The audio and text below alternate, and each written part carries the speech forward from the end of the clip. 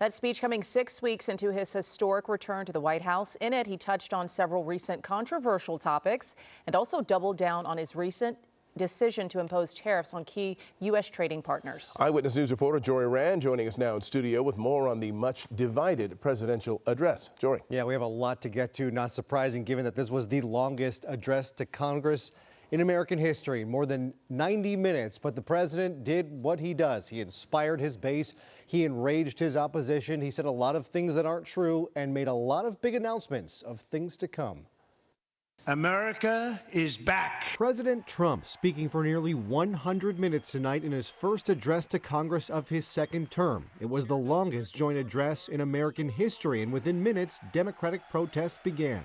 Remove this gentleman from the chamber. Congressman Al Green was escorted out by the sergeant at arms. Many more Democrats wound up walking out on their own throughout the night. I look at the Democrats in front of me, and I realize there is absolutely nothing I can say to make them happy or to make them stand or smile or applaud. Nothing I can do. Several announcements made tonight didn't help matters, including the plan to take back the Panama Canal, another effort to buy Greenland, and the president's continued assault on trans youth. Now I want Congress to pass a bill permanently banning and criminalizing sex changes on children and forever ending the lie that any child is trapped in the wrong body.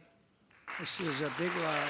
And the president announcing his plans for even more tariffs next month. April 2nd, reciprocal tariffs kick in.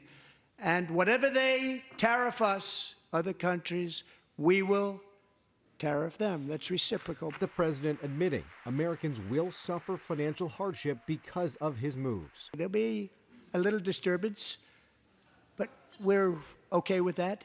It won't be much. No, you're not. Oh. And look where Biden took us, very low, the lowest we've ever been. There were a number of inspirational moments. The president introducing guests, including a child cancer survivor who loves the police and was made a member of the Secret Service, and the son of a slain LA County Sheriff's deputy who learned he had been accepted to West Point. I'm pleased to inform you that your application has been accepted. You will soon be joining the Corps of Cadets.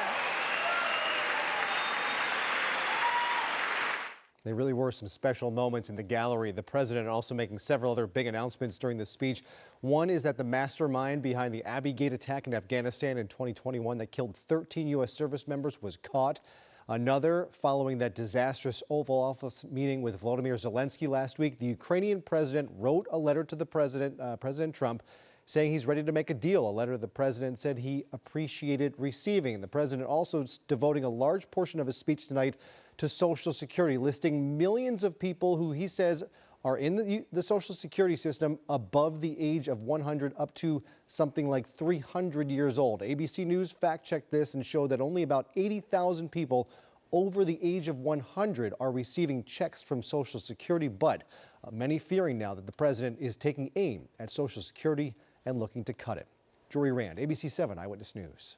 Hello, I'm Mark Brown. Get more great ABC 7 content by clicking the subscribe button for our YouTube channel and download the ABC 7 Los Angeles streaming app on Fire TV, Android TV, Apple TV, and Roku to watch on your TV.